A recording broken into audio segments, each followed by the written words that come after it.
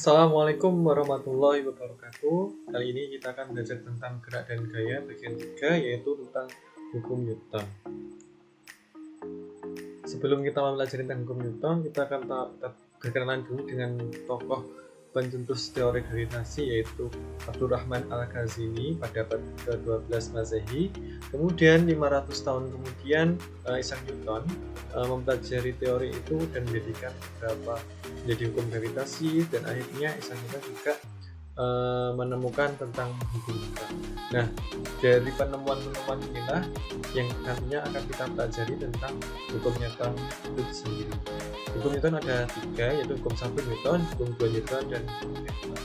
Mari kita simak terlebih dahulu hukum Newton. Hukum 1 Newton yaitu tentang sifat kelembaban suatu benda. Apa itu suatu kelembaban?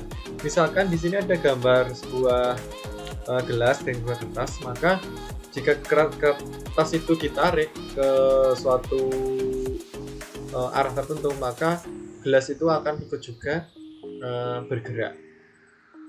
Fakta tersebut menunjukkan bahwa saat kertas ditarik, maka gelas itu akan tetap diam dan mengikuti arah dari kertas itu ditarik.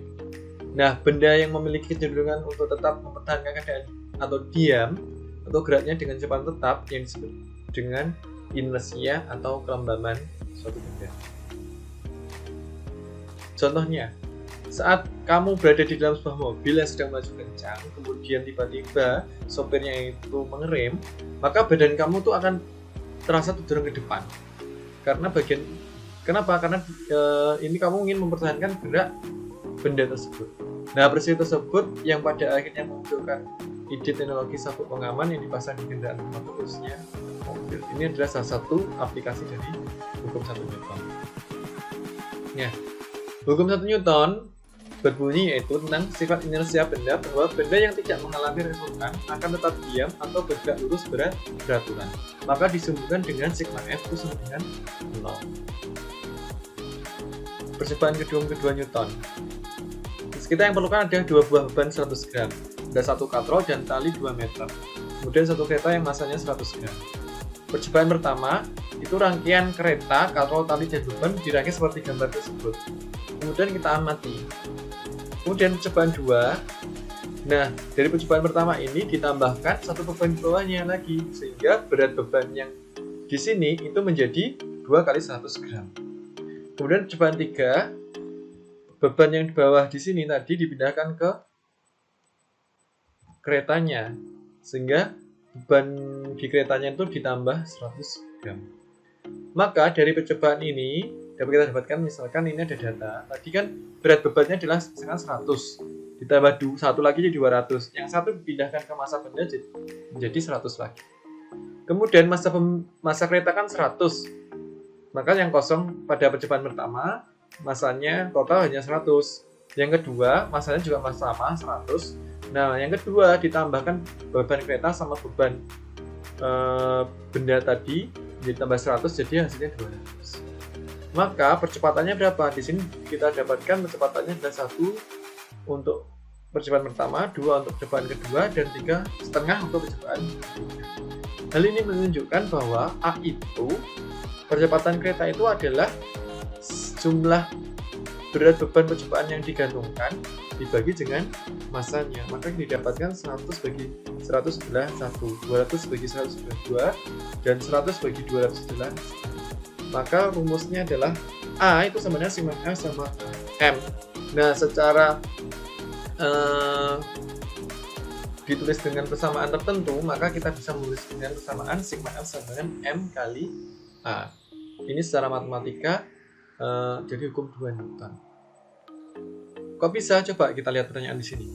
Apa yang mempengaruhi perbedaan besar percepatan pada percobaan 2 dan 3? Nah, kita cek 2 dan 3. 2 dan 3 itu apa? Yaitu F-nya berubah, M-nya berubah, maka percepatannya juga berubah. Maka F dan M ini saling mempengaruhi.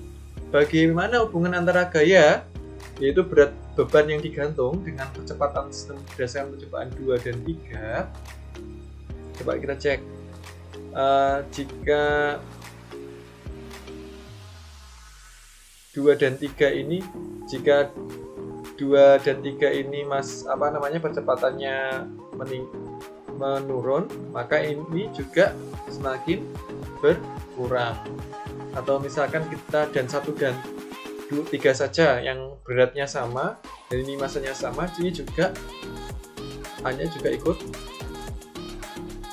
Nah, ini aja 2 dan 3 ya, turun gitu. Maka gaya dan percepatan itu berbanding lurus. Jika massa total tetap, maka semakin besar gaya, maka semakin besar pula percepatannya.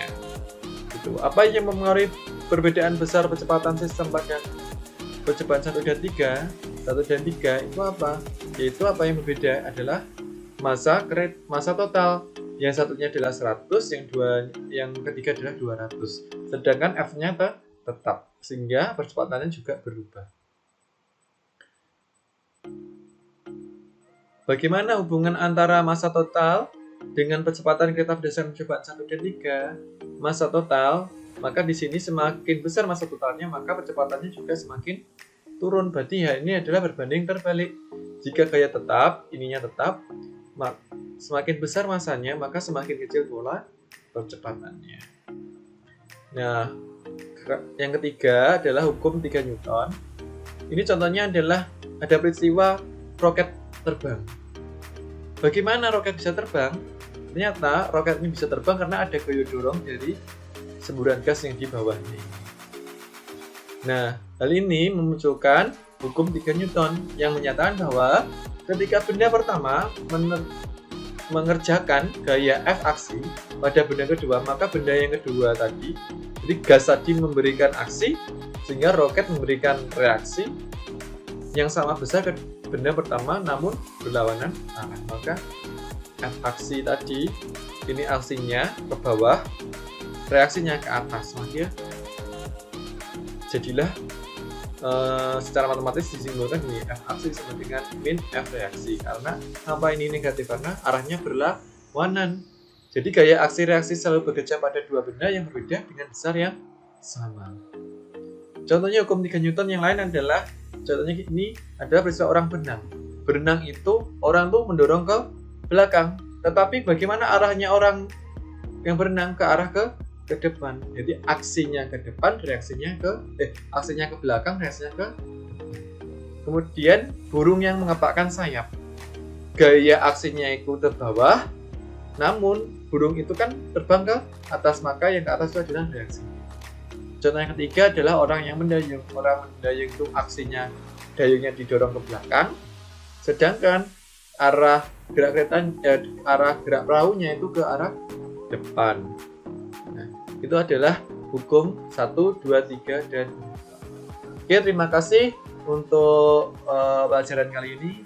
Kita bertemu di pembelajaran selanjutnya. Wassalamualaikum warahmatullahi wabarakatuh.